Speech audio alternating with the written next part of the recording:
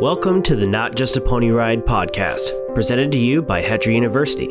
If you've landed here, you're probably passionate about how horses help people. Whether you're an instructor, therapist, in the business, or have experienced equine assisted services yourself, we're glad you're here.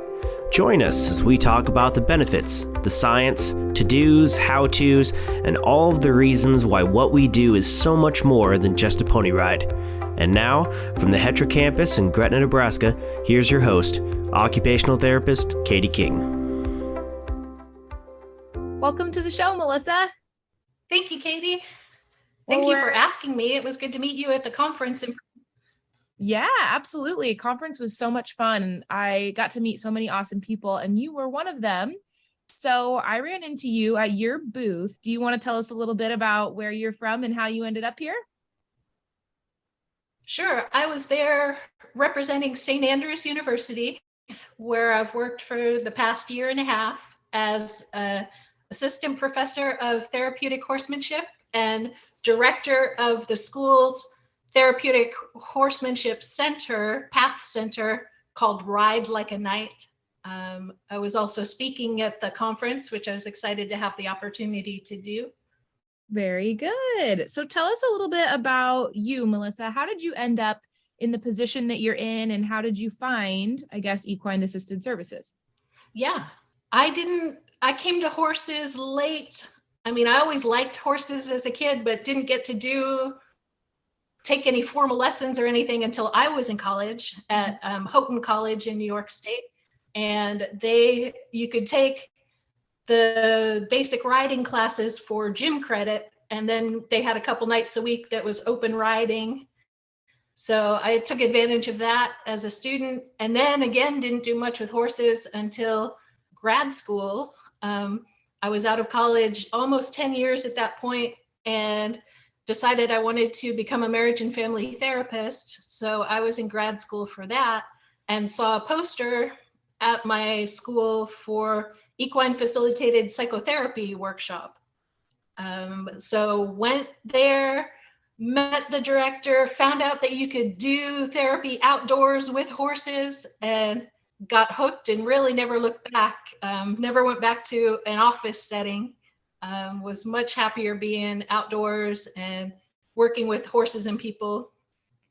So it was through that center that I got my CTRI and my ESMHL, and spent in California, you have to get 3,000 hours of an internship before you can get licensed as a therapist. So I did almost all of those 3,000 hours with horses and people at that center.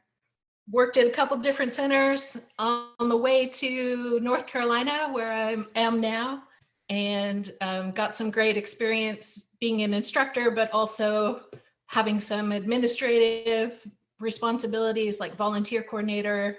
I was director of services at one center where I got to run their veterans, youth at risk, elderly, or senior citizen programs, the minis, taking them to nursing homes and preschools and things like that. So got to do some specialty things as well as therapeutic riding. Very cool. So then did you get the bug to teach? How did you end up in a teaching role? I couldn't imagine myself in this role until our center that I was at hosted an ESMHL workshop, and the PATH faculty that came to that workshop afterwards were like, you could teach this if you wanted to. And that kindly bit of pressure to be like, hey, you've got this, you could do this, made me think, maybe I could actually teach this or, do it more in a faculty role. And so when the position came open here at St. Andrews and I learned about that gave me the courage to apply, and it's been a great fit. I've really enjoyed it here. Very good. So where is St. Andrews University located? We are almost on the South Carolina border. south of Fayetteville and between Charlotte and Wilmington, North Carolina. Okay.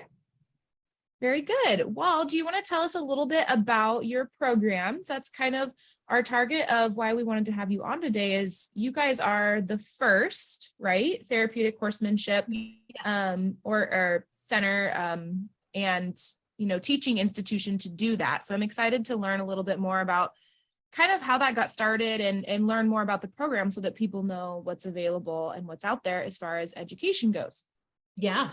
St. Andrews when they were building the current campus in 1961, this is 30 years before the Americans with Disabilities Act. Way back then, the focus was on making a campus that was entirely accessible.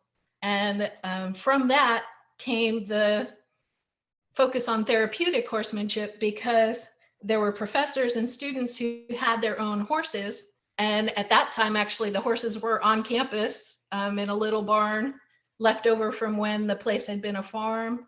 Mm-hmm. And it was like, well, my peers here need a gym class and I have a horse, let's get them riding. So it really started with the school's focus of being accessible to folks with disabilities.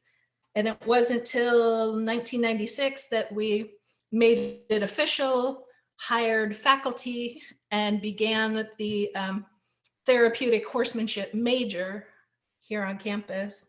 In 2001, we got the money to build the center that I'm at now, which is the equestrian center comprises about 350 acres of the school's 520 acres. So wow. Even in our land, it's showing that St. Andrews has a huge focus on equestrian and horses, and we're part of that. We got grants from former students and alumni, and we're able to build the center and move here from a much smaller facility where we were kind of bumping into each other. We have 3 riding teams in addition to the Therapeutic Horsemanship Program, plus equine business administration degree and a biology degree with a focus on equine science. So between sports and academics, we have a lot of focus on equines around here, but the center shares an indoor arena and an office and a classroom. So we have a beautiful facility. I'm really appreciating. I tell everyone I have the best office and the best classroom on campus because I'm outdoors with the horses. That's right. That's right. So that's what I was curious about is if St. Andrews had quite a large, equine studies or, equine portion of programming, not just therapeutic horsemanship, but, other majors and focuses areas of study as well. Yeah. For the size of school we are an equine powerhouse. I mean, hunt seat, dressage team, Western team, an on-site veterinarian who teaches our biology, equine science classes, several people with long careers in equine business administration. So teaching not just how to get along with horses, but how to write contracts and how to become a 501c3 and how to take care of your taxes and insurance and all those important things that you might not necessarily get. We also recently started a online degree that is business administration with a specialization in therapeutic horsemanship. I love that. Which is a great fit for PATH people who are out there trying to run a center and they can't leave their farm to come to school. We've got it entirely online so that you can get that business acumen that you might need to run your center, but still not have to leave home to do it. I love that option because so many of us that are obviously in this industry have our own horses. So what would we do? Move them out to North Carolina? No, that's not very practical. So having the online portion that's really great. It's huge. It's been a great asset, I know, to the PATH community as well as to the school to have that online option for people. Absolutely. So tell me a little bit about the curriculum of therapeutic horsemanship. I guess, how long is the major and is it kind of credit hours-ish? What does it look like, and what types of classes are they taking? It is a liberal arts degree, 4-year degree. So they're getting the full college experience along with the therapeutic horsemanship. Typical major, about 55 to 75 credits total by the time you get everything. We have them taking classes in other departments like child and adolescent development, human anatomy and physiology, stable management, basic riding instruction for able-bodied individuals. In the what we call it, therapeutic horsemanship focused classes, they have an introduction. They have a course called Principles and Concepts, where they're learning all the acronyms, PATH, CTRI, ESMHL, the things we throw around. We love acronyms. Know what those mean. Right. We also dive into the standards manual and give the students the option of taking their standards exam and getting class credit for it, as well as checking that off their list towards becoming certified. They have a class called Training the Therapeutic Riding Horse, spending time looking at horse selection, care, conditioning, desensitization, working with a variety of people. And that gives them a lot of the hands-on and working with the horses. They have a class, Advanced Techniques in Therapeutic Horsemanship, and that's looking at the different diagnoses that they may be dealing with. And not so much on a medical level, but more on people who come with sensory issues, here's how we can help them. Right. People who come with balance and mobility issues, here's how we can help them. Oh, I love that so much, because so much of our clientele has a lot of these difficulties that come with medical diagnoses, and we're not asking our CTRIs to be occupational therapists or physical therapists or, deal with a lot of that stuff on a complex level. But as CTRIs, we have to know how to handle those things, because, they're going to come to us with those things. So how do we manage them without being medically interventioning, I guess is what I'm trying to say. But exactly. I love that. To know what the benefits are and how to help the participant access those benefits for their needs, but not crossing the line into becoming a therapist. That's right. There's 2 twin program management classes. One is administration of a center. So again, looking at insurance, nonprofit versus for-profit, risk management, volunteers, recruiting your board, all those sorts of things. And then a program management teaching class where, what does it mean to be a professional instructor? Writing your resume and deciding, what sort of center you want to work at and what sort of role at the center you would like to have. They have a teaching internship they can do either here at Ride Like a Knight or one of the centers in the area. And that's just getting teaching hours. The college used to be a, approved training center. We've moved to a higher education member of PATH. So my students are taking the same path to certification that everyone else takes, but they're getting it class credit at the same time. And we're incorporating the steps to certification into the various classes. Mm-hmm. And then at the end of their time here, there's 2 capstone classes, a therapeutic horsemanship issues and ethics class, and a survey of specialties. So we spend the entire semester talking to therapists and people who do psychotherapy with horses and people who work with geriatric clients and people who specialize in driving or vaulting or the different, so that they get a sense of what's out there beyond therapeutic horsemanship. Right. Good. I love that our school is very well rounded. We're good at interdisciplinary. We've had the adaptive sports professor come and talk to my class. I've gone and talked to his classes. I've spoken at special education classes on campus. So we're really good at mixing it up and, sharing each other's expertise. Yeah, it seemed very collaborative and supportive in that you are educating each other's majors on what, else is out there, because that's important for us as professionals to know what else is available to help our, participants. And then it's good for those majors to know what's available for their, clients or whatever they have someday. So I like that.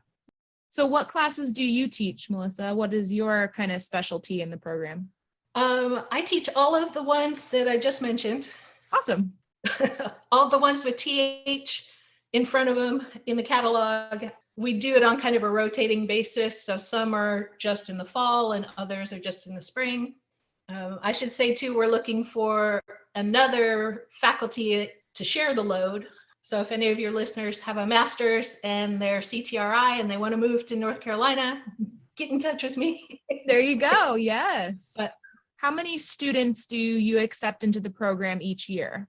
I was looking at our pictures from last year and we had just over a dozen majors and minors. During COVID, we contracted, didn't have as many participants or students as we normally have, but we're back to growing and looking at expanding that. So we went from around 16 participants last year at the center to over 45 this fall, and looking at even more for the spring. So it's encouraging to see interest coming back from the students and also from participants in the community. Yes. Yeah, that's great to see that growth. Another thing that I love that St. Andrews does is the students who are on the equestrian teams have to volunteer at the Therapeutic Riding Center. That's their community service for the team. So it enriches our program, and I know that it helps our students who aren't necessarily TH majors see the program and see what else you can do with horses besides competition.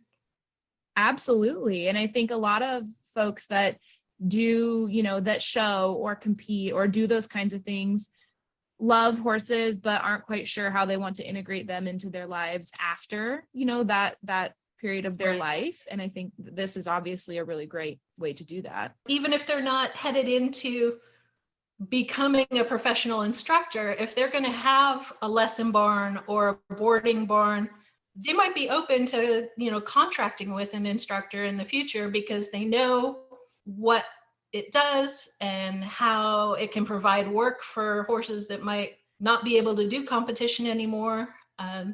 A good half right now of our therapeutic riding horses are retirees from the sports teams. So we have a dressage horse and 2 Western horses who have come join us because they just can't handle the tight turns and the cantering around, but they're just happy to pack kids around, and that's perfect for us. I love that. It's like happiness for everybody all the way around. So tell me a little bit about your involvement kind of with PATH. So you guys follow the PATH model of certification, obviously, for CTRI. How did that partnership come to happen, or did it kind of happen naturally as the program was forming? Yeah, as the program was being formed, Lori Ranker was our first professor in the program. And then we had Pebbles Turberville as our professor director from 2000 to 2020. So I feel like I'm standing on the shoulders of giants who have in this industry in PATH, big shoes to fill, but I'm very excited to contribute and again, help this program keep growing. My dream is to expand the major into an additional major in equine assisted learning. That seems like a big need out there right now, that have formal education in how to conduct sessions, lead groups, facilitation, all that sort of things, so building relationships between people and horses. There's a lot of interest out there for the emotional side of working with people and horses. Yes, EAL has boomed. And I don't know if the trigger was, or if it's obviously a fantastic way to partner with horses and benefit people. But I don't know if it was, COVID or this kind of increase in mental health, need that we've seen, or what it is, but that Yeah. that EAL has boomed a lot, and that education and how to do that, people are really seeking. So that would be great. Have you heard about HETRA's mentoring program? 30 years ago, HETRA started with one participant and a handful of volunteers. Today, we're a large, thriving organization that wants to share our experience with you. We know that the work you're doing is extremely beneficial, but we also know how incredibly difficult it can be. Let us help you understand all aspects of your program, from volunteer coordination, horse management, finances, fundraising, and everything in between, so that you can sustain a successful, thriving organization. Get started now with a free 15-minute consultation. All you have to do is a quick survey, and we'll match you with the best HETRA staff member for your needs. Go to hetrauniversity.org now and click on mentoring. We're hearing from a lot of incoming students. The director of our admissions was telling me the other day that more than he's ever seen it, we've got freshmen coming in who know that they want to be a therapeutic horsemanship major. And when asked why, they say, because horses helped me survive COVID. I learned how important that relationship was, and I want to help others have that.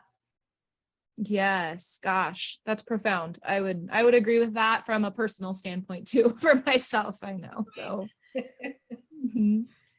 when people come into your therapeutic horsemanship, they graduate, and then is part of the I guess testing for your CTRI part of the graduation process, or is that something that then they pursue after they receive their degree? We have everything under the sun. I know of one student who came with her CTRI. Okay. Most students about their junior or early senior year have completed all the requirements and sent in their application and are well along in that process. And I know others that have kind of put it off or had 2 majors and been super busy, who aren't able to complete the requirements until after graduation. And some that just decide, PATH isn't quite my thing. This was interesting, but I'm not sure I want to be an instructor. And so decide not to pursue certification. Mm-hmm. But we really do have the full spectrum. My goal is to make it available, make it possible for those that want it, to support it every way we can, in class and out of class. They get teaching hours and their standard work on the standards exam and everything else, all the other requirements. I've talked to our professor of the able-bodied instructor program, and she has taken on helping the students get their teaching video, which is wonderful because that's not only another voice in the student's education, but it's out of my hands to find a horse that can walk, trot, canter, and a student that can ride at that. They're taking care of that in class. So again, it's a nice benefit to the students that they're getting class credit for pursuing certification. Right, absolutely. And I think that it's nice too that it's not 100% required, because then that gives them the flexibility to pursue different models of certification, or even if they wanted to, I could see this being a springboard too, to go on to, if you wanted to become like a therapist or a therapy assistant, or do something where you wanted to have this knowledge and then pursue, something after that. Do you have that happen ever? Quite frequently. I would say most of the therapeutic horsemanship students have a double major in either psychology, education, or occupational therapy assistance. They're headed for grad school and becoming a therapist, but they want to have this big tool in their toolkit for helping clients. So whichever specialty they decide to move to, they will have an education in working with horses. Yes. And I would say, kind of in the same way that you have experienced in your incoming students into your program, I have seen that in the occupational therapy program as well. I speak quite often at a college in Omaha that has a both doctor and master's degree in OT. And when I was in school, people knew about it, but it wasn't, something super common that came up. But now in therapy programming, I mean, if I go to speak, people are like, I've wanted to do this forever. And there's more and more people that are super interested in it. And so I think that whatever we're doing to educate the public is working, because there's a lot of people that want formal education in what we do. Exactly. I've had volunteers from the community who come in, senior citizens and others that have been like, if I only knew this was available 40 years ago, 20 years ago, I would have done it, So. Do you have a broad spectrum of, life stages in your program? Like, are there some that this is a second career and some that this is their first? In our on-campus students, it's mostly traditional, 18 to 22-year-old students. In the online program, it's mostly second career and folks who are looking to retool and have been out in the world for a while and want to get some formal education in therapeutic horsemanship. Or realize that it would be very helpful. Fun for me too, as a professor, speaking to both populations and hearing the life stories of the online students, some of whom have taken a very rough road to get back to school and finishing their degree and doing it in something they love. It's really inspiring to hear. And probably a wealth of experience too, which is good for the spectrum of students that are, entry level, and some that have been doing this a while and kind of learned the hard way, right? Right. So tell me a little bit about the Ride Like a Knight program that's kind of connected to your degree in your school of business. Yeah, since the very beginning, when we started the Therapeutic Horsemanship Program, we wanted it to be a community service outreach. It's just such a natural fit because my students need participants to teach, and this area of North Carolina needed a center, a PATH center. So it's been a wonderful fit. We have a lot of community support. They buy helmets for us once a year, a couple helmets that we need. The local senior living villa, I've spoken to their Lifelong Learners Club and brought our mini to the people who need more care and can't leave the site for a field trip, but are so happy to pet a horse and spend some time with a pony. So, and we've had schools bring special education classes. The name of our center sounds odd at first, why we would call ourselves Ride Like a Knight, but our college mascot is the Knights. We're the St. Andrews Knights. So so the name of the center, Ride Like a Knight, came directly from that. So when participants come to you to seek services, they obviously know you're a educational facility. So then are the folks leading those lessons kind of partnered up? Like, is it typically always a CTRI and a student, or someone who's learning to become a CTRI, or kind of how does the structure of your sessions look? Yeah, that's another reason why we're seeking another faculty member who is a CTRI, because right now I've been the main one supervising all the up and coming instructors. So in addition to teaching classes, I need to be at every lesson that's taught at the center because there isn't anyone else at the moment. But it's myself. Often I will pull in a student who's already certified, and it's part of there's a couple classes where teaching a lesson in the program is part of the requirements of the class. So even if they're not heading for certification, I want to get teaching experience. Absolutely. And I keep them with the same students for the course of the semester. For example, in the advanced techniques class this fall, the students were doing case presentations in class on their participants, coming in saying, okay, this person has these difficulties. Here's what I see are the benefits. Here's some risk management issues I've identified. Here's some questions I have about teaching this person. And brainstorming together as a class on activities and things that would be helpful. Right. And I think building that rapport and building that, every week being able to troubleshoot things and say, okay, this was a difficulty last week. Let's try this week. And I like how you have kind of put it back in the students' hands, because Right. I'm all about giving people the tools they need to be to do what they need to do. Whereas when they leave this program and they don't have their instructors, or their professors or people to tell them how to do it, how can they help themselves, right? Can they work with their peers and their colleagues and figure out an answer and kind of learn from trial and error? And I think that's important too. Yeah. They don't need to have all the possible disabilities memorized, but I do want them to have some good sources to go look things up and know how to learn how to help someone. So how many participants do you guys see a week, or kind of what's your schedule like in the Ride Like a Knight program?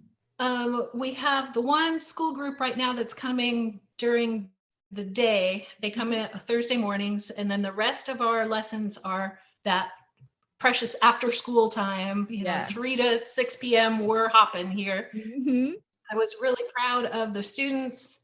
Last year, they voted, decided that they wanted to have grooming and tacking as part of the lessons and have the lessons be an hour long for our individual clients or for our small groups, that after school time. So lessons are an hour long, and half of that time, the students aren't getting their CTRI hours because those have to be mounted hours. But I was, again, proud of the students for saying, this is an important part, and we want to make sure that our participants are getting this as well as riding. A mix of individuals and small groups. Sometimes it's siblings or, 1 or 2 riders. And then with the after school group and the special ed classes that are coming, those are often bigger groups, 3 or 4 riders at a time. I see it as my job to get the biggest variety of participants I can for the students.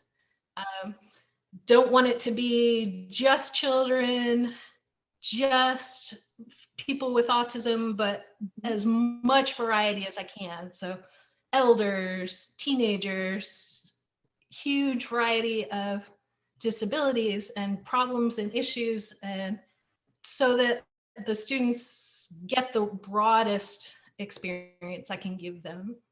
That's so important. And I feel like is honestly a really, really big sell to going to a program like you guys, because going through the traditional CTRI route in, wherever you're from, like take, for example, Nebraska, we're the only premier accredited center, and there aren't very many centers with CTRIs. So if you just go to one center to get all of your hours, and maybe it's the same day every week, those might only be kids, or they might only be adults. And so being able to get a variety, because you may move and go to a different center, and even though you have a CTRI, the majority of your experience is in, elders or children or whatever it is. So having a good variety like that is so important. In a way, coming as COVID was winding down, provided me sort of a blank slate, because the program had contracted to just faculty members' children. And so being able to expand again and go out and pursue clients from a wide variety of areas and sort of build the program up again has given me a lot of cool opportunities. Are there other programs that are trying, or other schools, that are trying to start programs like yours? Or, I honestly have not heard of very many, even to have a major, maybe as a minor, but are you aware of any others? There are several other higher education members of PATH who have some coursework or major in therapeutic horsemanship. So is there a, you mentioned the higher education center part of PATH. Is that a search feature on PATH's website? I guess I've never really heard of that. I think they're working on it, updating that list. Yeah, that would be good. If you're from PATH, I know it's out there. Do that. Yeah, that's right. Well, very good. I'm sure that if anyone had any questions about anything, they could reach out to you, Melisa, or of course me, and I can help them make those connections as well. Yeah, I'd be happy to help.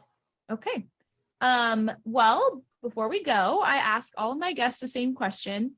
Melisa, why do you keep doing what you're doing at St. Andrews? What makes you so passionate every day? I love that you asked that question. For me, I thrive on variety and I always need to be learning. Mm-hmm. So being part of a college and being able to teach classes, run a center, mentor instructors, take care of horses is all just, and have the freedom to bop back and forth between the barn and my office and the classroom keeps me going. And always being able to learn, talking to other departments, having them come to our school.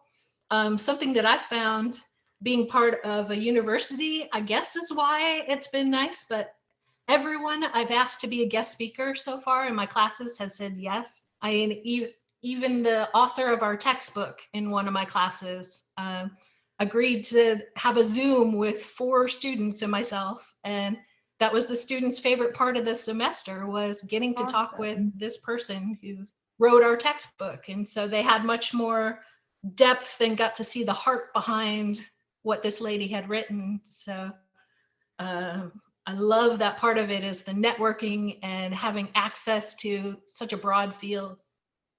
Absolutely.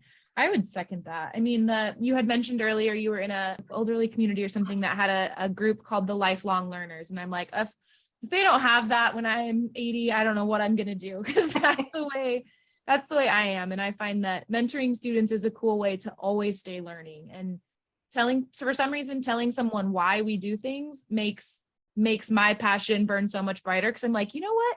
That is why we do that. And it makes me so happy. Very good. Yeah, when you can get out of the daily tasks and look at the bigger picture of, that's right, we're making a difference in lives, in my students' lives, in my participants' lives, in these horses' lives. It just re-fires you up to keep going. It does. It really does. Well, if anyone was interested in your program or wanted to reach out to you, what's the best way to do that, Melisa? My email is Abbey M, so ABBEYM @sa.edu, and our college's website is sa.edu, and that will get you on there. There's a page for the equestrian programs, and you can look at the academic offerings and everything else that St. Andrews has. Very good. I will link the website in the show notes below. So if you're listening and want to know that, scroll down and click there. Otherwise, thank you so much for being on today, Melisa. It was a joy to get to talk to you. I appreciate it. Thank you. It was great meeting you at the conference and getting to chat with you. That's right. And if you haven't been to a PATH conference yet and you're listening, you should go, because you get to meet wonderful people and learn all kinds of things. Now that we're doing them in person again, it just makes such a huge difference to look someone in the eyes and shake their hand and talk about what you're both passionate about. It's like nowadays with COVID and stuff, it's like you already have a face to the name because it's Zoom. So it's like, I don't know, putting like the rest of the body with the name, I guess. Right. All right. Well, thank you, Melisa. Thank you. Thanks for listening to another episode. Until the next one launches, stay connected to our community by joining the Not Just a Pony Ride Facebook group. There, we share exclusive educational content, answer your questions, and review new and exciting developments for the EAS community. Don't forget, if you have suggestions for future episode topics or a lead on a great guest that you think our audience would enjoy, click on the link in the show notes or visit us at hetrauniversity.org. This podcast is presented by Hetra University, an educational arm of the Heartland Equine Therapeutic Riding Academy. Hetra University's mission is to provide high-quality educational offerings to our participants and the EAS community. If you'd like to help us work toward our mission, you can make a donation by visiting us online at hetra.org. Again, I can't thank you all enough for helping Hetra change lives one stride at a time.